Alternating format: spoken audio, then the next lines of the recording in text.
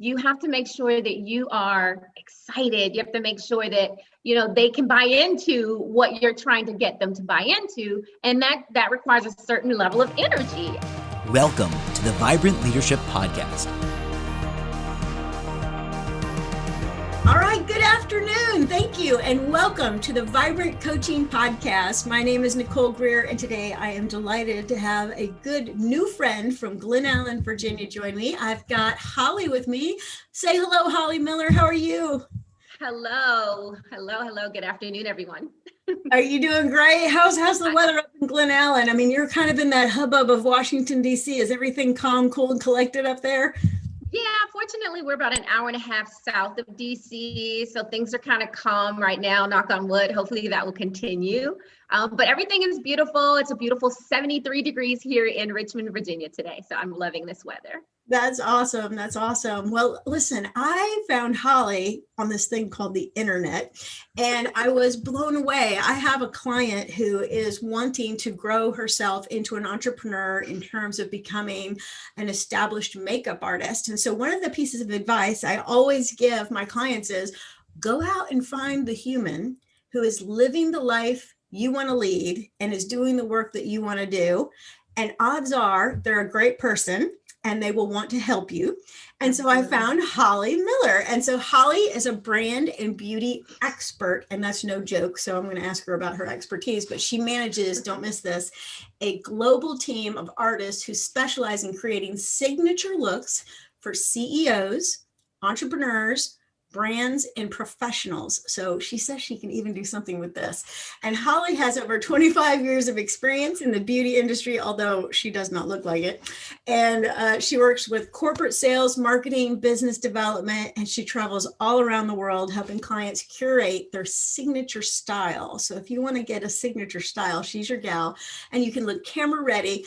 Holly is also a certified makeup instructor, beauty consultant, and beauty coach. And so Holly, tell us about how you got where you are. I'm so curious about how you got where you are. So it started out with just a passion for helping young girls and women to look like the best version of themselves and allow their inner beauty to radiate outward. So I started doing that very thing for myself at the age of about 14. My mom allowed me to just play and be creative. And so that passion then turned into a profession as I started having friends and family who would hire me for weddings and proms, and just word of mouth marketing, as we know, is the best form of marketing. So thankfully the word kind of got out that I kind of knew what I was doing. And then I was also working in the corporate track. So it was something that I was kind of doing as my side hustle for about 8 years. I was working my corporate track in sales, marketing, business development, leadership, and did them both in parallel for about 8 years. And I decided that in order for me to really be the best beauty and brand expert I could be, I needed to go to school to become certified. So I became a certified instructor, and now I teach other people around the globe how to become professional makeup artists. I also was really fortunate to freelance for some amazing luxury brands like Giorgio Armani and Yves Saint Laurent, Chanel, Laura Mercier, some really great brands out of Saks Fifth Avenue. So that's where I learned like my customer service.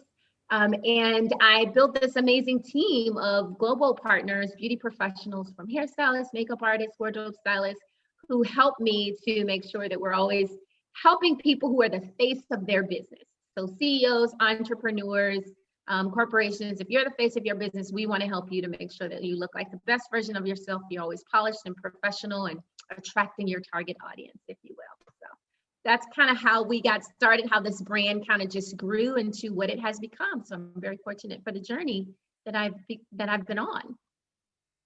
That is amazing. So Holly, I love a gal who has a lot of energy and a side hustle. So in terms of being a leader, how much does energy matter, and, the output you put into the world? I'm getting the vibe from you that you've got a lot of natural energy and you've been using it to build your business. How important is that? It's vitally important. When you are a leader and you have people who are looking up to you and you have to be the model for what you expect your partners or your employees you have to make sure that you are excited. You have to make sure that, you know, they can buy into what you're trying to get them to buy into. And that requires a certain level of energy and effort and excitement. Because if you're not excited about it, they're not going to be excited about it. Everything we say, everything we do, they're pretty much mirroring that, or, you know, and emulating that. So I make sure that I'm a naturally excited person anyway. Me I too. love what I'm doing. I'm so fortunate to be able to work in an industry that I absolutely love. I eat, breathe, sleep beauty. It's my passion, my purpose. So it's not hard for me to be excited about it. And so to get my beauty partners excited and charged up doesn't take a lot of effort. But I realized that even on a bad day, when maybe things aren't quite going right in terms of business, I still have to put on a smiling face. I still have to make sure that they know that, you know, even though we had a hiccup, it's still good overall. I'm still excited about what we're doing and the journey and the path that we're on. So it's vitally important to make sure you lead with energy and excitement for your teams. Yeah, and I love what you just said. So you said purpose is essential. And I also kind of reading between the lines, tell me if I'm correct, but I think you said even if the leader's having a bad day, they have to pull themselves up by their bootstraps. That's kind of like what my daddy would say. And they have to like say the show must go on. So I think that's absolutely essential. And the other thing she said was the old adage, lead by example. Did I get that right, Holly? You got it spot on. Okay. Well, how would you define leadership? You know, I've got a bookshelf here, and there are a bazillion leadership books on this bookshelf, and I've read pretty much all of them. So if you wrote the leadership book, how would you define leadership? I would define leadership as someone who has vision to be able to then execute that vision to their team. And so I think that you absolutely have to have the vision on where your company is going or where your department is going. You need to know what the goals are, what the initiatives are. And then you need to be able to then encourage your team to follow suit.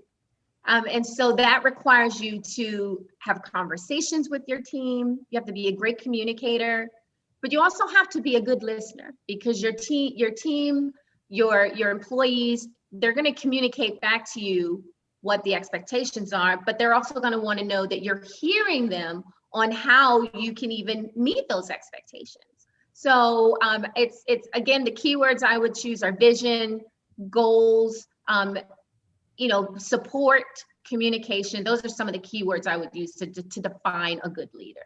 Oh, that's fantastic. And I can't agree more. And I love a word you threw in there, but you didn't extract it. So I'll do it for you. I heard the word expectations. Mm-hmm. All right. And so, it's great to throw out a vision and essential. You are correct. But then like everybody's sitting around, well, that's nice. Well, how do we get there? And I think the expectations piece is the piece that is like, okay, this is how we're going to get there. This is how we're going to have to behave, the way we're going to have to communicate, the way we're going to have to treat customers, all of that. And so you work with like some, pretty prestigious folks, and from what I could gather from your website. So go check it out real quick. Tell them your website. It's makeupbyhollyb.com. Okay, so go there and look at the people that she is, doing work on and making them look fabulous. So, how do you set expectations with your team? How do you do that? Expectations, I set them based on, like I said, our goals. And so what we do is we meet monthly to have business meetings. So I bring 25 plus years of corporate experience into my beauty business.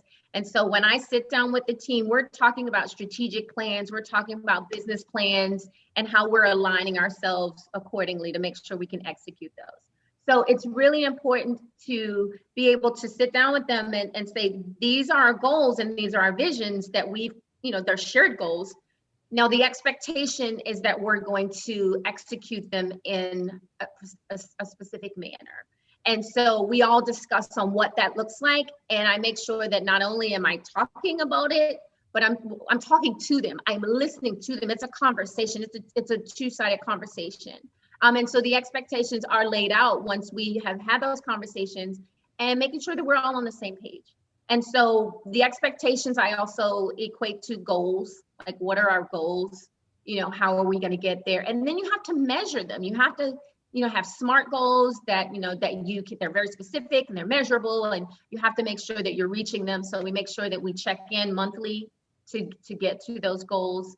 And so, yeah, I'm really fortunate that we have those corporate, that business acumen that I brought from corporate into this business to make sure that we are measuring those things and making sure that we are reaching our goals. And that's how we ultimately attain success. So SMART goals are specific, measurable, achievable, realistic, and timely, right? So they're not just this idea, they're like actually measured out so we know that we can hit it, right? So it's something achievable. So I absolutely adore that.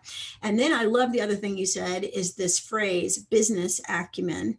So, Holly's like, I've got 25 years of corporate and I brought it to my business, which is fantastic. So let's go to my second question. When you think about business acumen, what skills does a leader have to have, in terms of business, and then maybe like personal skills? They call them the soft skills, Holly, but they're not very soft. In fact, people struggle. They're on the struggle bus with it. What do you think the skills are of a great leader?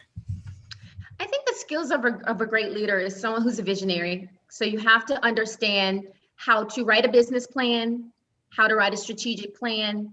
You have to the business development piece of it is like, how do you even bring in new business? Like, you want to retain the clients that you already have, but how do you bring in new business? So there's the business development piece of it. That's right. It's having an understanding of sales and marketing, and especially when you have a micro business similar to mine. Like I have a micro business.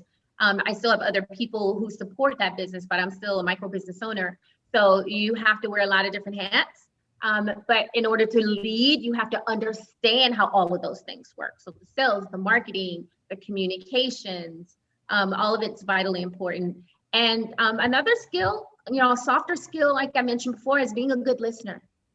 It's so vitally important. If you want to lead people, you have to be able to listen to what they have to share with you, because they're invested. They want to do what I found, that most people want to do a good job. I don't know a lot of people who go to work and don't want to be there. Like they really want to do a good job. They have a strong work ethic. But you have to listen to them and give them the opportunity to know that they're being heard in order to lead effectively. And so I think listening is vitally important. But then the follow-up, like how do you actually execute on what they're communicating to you, is vitally important. I meet with my beauty partners one-on-one to find out what are your goals? Where are you trying to go? What do you want to achieve? Let's make sure that I'm fully aware of those things so that I can incorporate those things into our plan, our strategic plan, and then make sure that you're getting something out of this too. It's not just about, me. It's like, how can I make sure that you're working towards your goals, your personal and professional goals as well? So I think all of those things are vitally important. Okay, so she just laid it down for y'all. Okay, so the first thing she's talking about is listening. So it's not listening to placate, but I heard her say listening so that you as the leader can take action on what they're telling you. Absolutely. So that is like so different than I'm listening because I need to listen. I'm the leader. And when you're done listening, I'll tell you what I want to say. It's more like, we hired these people to be geniuses inside of our business. So you need to glean the genius. And then the other thing I heard you say is that, you have to have the marketing plan, the communication plan, the customer service strategy, all of those things need to be laid out. So absolutely huge. So I can't agree more. All right. So what makes you successful versus like somebody else who might want to get into the business? I'm pretty sure you're like me and people call and they're wanting to get a proposal or a pricing structure, so all that stuff, that's also business acumen. We got to have all that stuff ready to go, right? But why do people pick you? Why have you been successful over like maybe another leader that does what you do? What do you think, sets the leader apart? What are you doing? I think a few things that kind of set me apart from other beauty professionals is, again, that business acumen. Like I am the person who, when they call, I'm going to return that call in 24 hours or less. Oh, I'm not going to have somebody. Yeah. 24 hours. Everybody, write it down. I'm returning that call, or someone on my team is returning that call in 24 hours or less. We make sure that every call gets answered, every email gets responded to in a timely manner. So that's really, really important. We also make sure that we have contracts in place, like every opportunity, we have a contract in place. We have a CRM, which is a customer relationship management tool where we don't drop any balls. We make sure that everyone gets plugged into the CRM. Salesforce is a really great one. They didn't pay me to say that, but it's a really great CRM. And it's great for tracking all of your leads and your opportunities so that they don't get lost. So that's one of the business tools that I actually use to keep all the balls in the air. I also make sure that I am networking.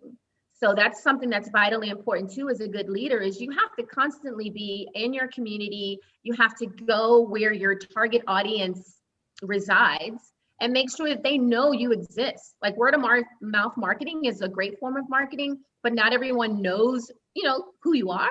So you have to put yourself in the places where you know your target audience reside. So I go to networking meetings. I'm a member of a number of associations in Richmond. The Metropolitan Business League is one of them. Great organization. I network with LISC. I network with Sona Bank has a power program here in Richmond and in Maryland. So find out where your local associations are, where your target audience resides, and then go there, network, and make sure they know who you are. Those are the things that I'm doing. I also market. I do some paid marketing and things like that. But I think networking is vitally important. A lot of people don't take advantage of networking and doing it effectively. And one of the most effective ways to network is building relationships. It's not about walking into a room and handing out business cards to every person that you meet. It's fostering a relationship. People do work with business. People do business with people they trust and that they start to build that relationship on. So I think one of the things I'm most proud of is that I build relationships with my clients. That's why they continuously come back and they're repeat clients. I know what their initiatives are. I know what events they have coming up, and I stay in front of them, not behind them. I'm constantly following up with them, just checking in, asking how they're doing, especially in this current climate where there's COVID and there's social unrest. I want to know genuinely, how are you doing? And if you just take a few minutes out of your day to follow up with your clients, or at least once a week, to just, how are you? I'm not trying to sell anything. I'm not trying to promote. I just want to know how you're doing. Handwritten note, how are you? Thinking about you. Those things are vitally important. So I think the relationships, that's the thing that I'll come back to, is one of the things that I think kind of sets me apart from a lot of others. Well, here's what I got from that last little bit of genius from Miss Holly, is that she said you've got to have a CRM. That's what's going to set you apart as a leader of your organization. And it's a customer relations manager. You use Salesforce. I use one called Highrise, but there's a bunch of them out there. Depending on your business, there might even be one that's specially made just for your particular business. If you're a plumber, makeup artist, or a coach and a speaker, you can find the one that works best for you. So that was one thing that she said. And the other thing was networking. Number 2, networking is essential. So she is in all sorts of organizations, and I bet that you are involved as well. Are you involved in your organizations that you're part of? Yes, I'm active. I'm not a loudmouth, but I do contribute. Right. Well, here's the thing. If you're going to join an organization, get in there and do stuff, because that's how you really get, if you work alongside somebody inside of an organization, then they're like, man, that Nicole, that Holly, they work so hard. They're great people. It's very easy to give that word of mouth referral that you keep referring to. And then the third thing that you talked about was the idea of following up with your customers and writing the thank you note, calling, not trying to sell them anything, and building those powerful relationships. So I couldn't agree more. What other people struggle with is the fact that they don't do those 3 things that Holly does inside of her business. So the world is a crazy place right now. And I don't know, it's probably always been a certain degree of crazy going on all the while, but we've got a pandemic. We just got through a huge, crazy election. So, looking into 2021, I think things can only get better. That's what I'm thinking. I just want to get better. With great clarity, I see from my 2020 that we really need to get focused. We need to get that business and plan in place that you were talking about. But what do you think the biggest challenges people are going to face in 2021? And what are you thinking about that you really need to be strategic about in 2021 so that you can really blow it out of the water next year? Yeah, I think some of the biggest challenges that people will still be facing and recovering from is, loss of revenue. Like I know people have had to resort, like our line of business, for example, we're beauty professionals where we, you know, 85% of our business, like we need to touch our clients. We need to Right. be in the same physical space. And so we've been able to navigate that this year by increasing our technology. So there's a huge dependency on having the right technology to be able to actually execute on our one-on-one consultations, our virtual services that we've been providing, virtual education and training around branding and beauty. So there's a huge dependency on technology. So people are going to need to increase very likely their budgets to be able to account for stronger technology, which technology is not cheap. So we're going to have to be able to navigate that space. And just recovering like from this year, right? So making sure that we ramp up our marketing efforts, doing that digitally because there's much more dependency on digital marketing these days. And I know Facebook ads and Instagram, they make that a little bit easier, but even Google AdWords, putting more financial dollars, more marketing dollars into your digital marketing, as well as the technology. I think those are going to be the biggest challenges, honestly. Yeah, I totally agree. We got to make up for lost time, lost revenue, and we have to it's not even optional. You have to learn to Zoom, right? You have to learn Zoom. You got to learn how to, hook up your microphone. You got to learn how to do all this stuff. So learning curves around the technology, I think you're absolutely right. And I mentioned earlier that I had a client who wants to do what you do. And I told her, you need to go out and Google till you find the gal you want to emulate. And so I found you and sent your website to her. And I said, hey, check out every single page on this website. So again, tell us the website address again. One more time, we'll flash it up on the screen. What is it? makeupbyhollyb.com. Okay, so she goes there, she looks at your website and she says to me, oh my gosh, she is rocking it. I'm like, I know. So that's what you need to be doing. So anyways, I'm going to hook you up with what I'll call SS, right? Yes. But here's what I'd like you to do for me right now. If you were mentoring SS and you had one piece of leadership advice, I mean, she's just getting started. What does she need to do like in the next year? What does she need to do? I would say she needs to do her research. So right. She needs to know, part of writing an effective business plan is doing market research. So you have to know who's your target audience, okay? Who clearly define who the individuals are that you want to work with and define every characteristic about them. Are they male? Are they female? Are they professional? What's their age range? What's their income bracket, their education level, all of that. So putting together an effective business plan, but doing the market research in order to be able to support that is vitally important. Researching your competition is hugely important. You need to know what the others are doing and align yourself if you can. Like me, for example, I have my beauty partners. It's all about like aligning with other beauty professionals to make sure we're stronger together. So I don't mind sharing information and resources because I want to make sure that the beauty industry as a whole is a more professional industry and that we are all making sure we're upholding proper safety and sanitation as well as customer service and bringing that business acumen into it. And so doing the research, aligning with other individuals who are where you aspire to be, perfectly great, sound business advice. I've done it myself. I've hired business coaches and mentors and aligned with beauty partners to make sure that I'm doing the same thing.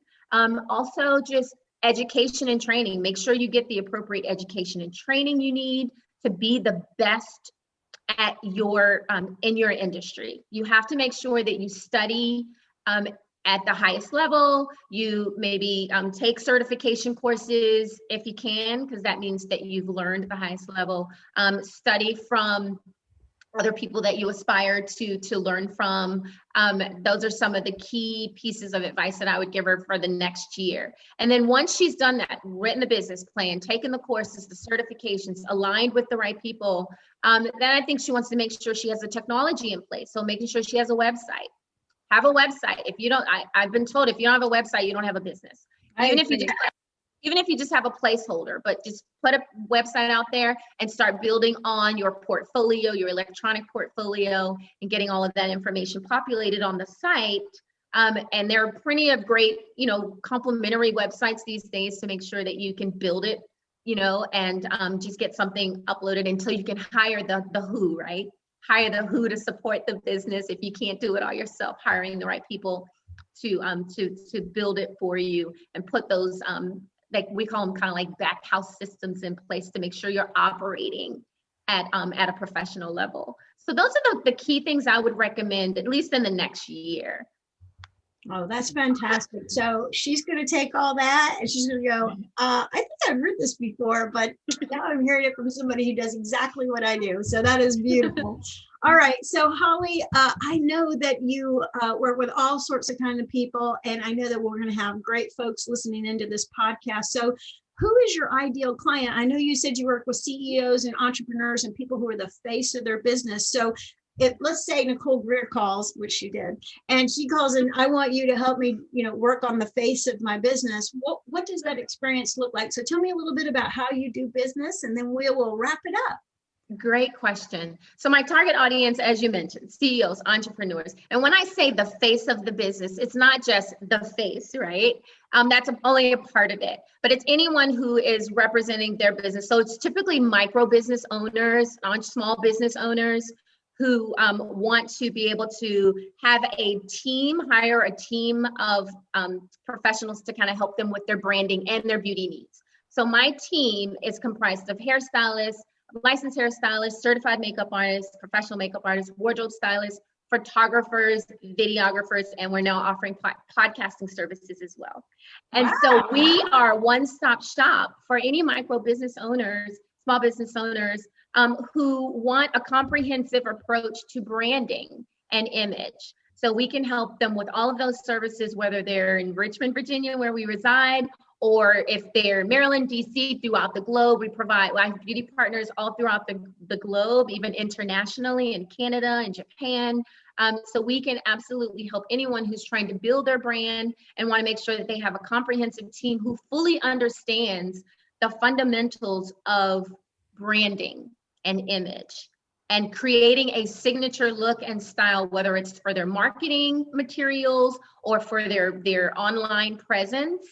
And so my team and I can help you do that. Even from strategy, we have a consulting piece where we can help you strategize on what are your brand colors? Who is your target audience? How do you resonate with them visually so that you can then get their attention and ultimately want them to know more about who you are and what you offer, and essentially gain more clients and gain more revenue. Yeah, that is awesome. Well, I know a lot of people that could use your services. I'll be passing out your business card virtually through email. So I appreciate it so much, Holly, for you being on the call with me today. I am so grateful. We're going to ask you your phone number, one more time, your web address, and anything else you want to share before we sign off. Sure. Our phone number is 804-266-4564. Our website again is makeupbyhollyb.com. You can find us on social media under Makeup by Holly. We also have Makeup by Holly Beauty Partners all over social media, so you can find us there. We have a lot of exciting things that we're embarking upon. We have a brand summit that's coming up on December 3rd.